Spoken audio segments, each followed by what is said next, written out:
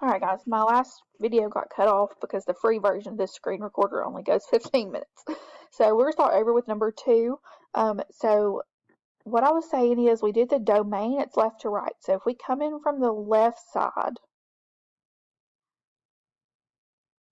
then the first place it hits is at this arrow. So the fact that it's arrow means that it goes on forever. So we can think of this as kind of going up and to the left forever. So forever is going to mean infinity always.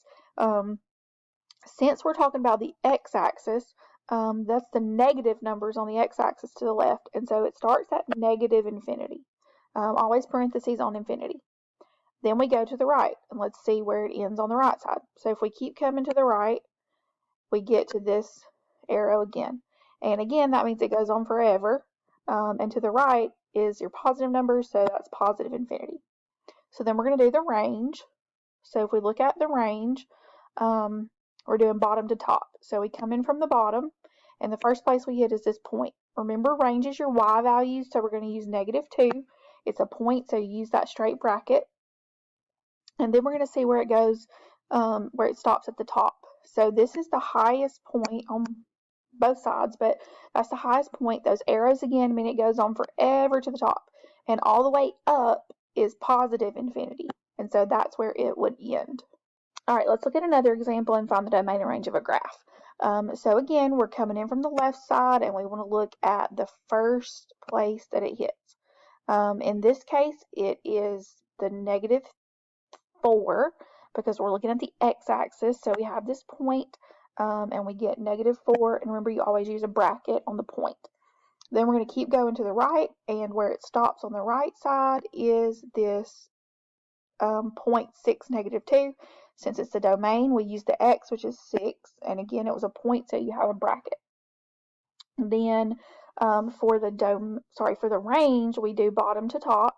So we're going to look at where this starts when we come up from the bottom. So if we come up from the bottom, the first place that it hits is this point right here. Again, we use the y value, which was -2. It's always a bracket because it was a point. And then if we go to the top, where it stops at the top is this point up here, and the y value for that is 3, so we use 3 with a bracket. So on number 4 for the domain, we're coming in from the left side. If you come in from the left, the first place it hits is this arrow. Remember, that means it goes on forever. Since this is going to the left forever, that's the negative values of x, and so the domain starts at negative infinity. Remember, parentheses always on infinity. Then if we go on to the right, we don't care. Let me just point this out. We don't care what's happening in the middle. So the fact that this point is right here has nothing to do with the domain, because what we're trying to do is find the starting and stopping points all the way to the left, all the way to the right.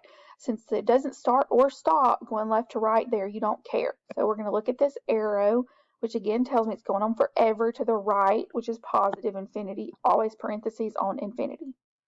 Then we're going to look at the range.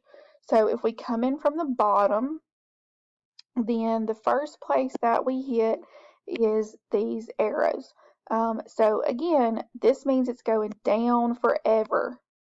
And on the y-axis, going down is negative, so that's negative infinity, parentheses. Then we look at the top. Where does it stop? Where's it the highest point that it has? So if you go to the top, it's this point. So because that's the top where it ends, we are going to use that point this time, and we use the y value because it's the range, and that's a 4.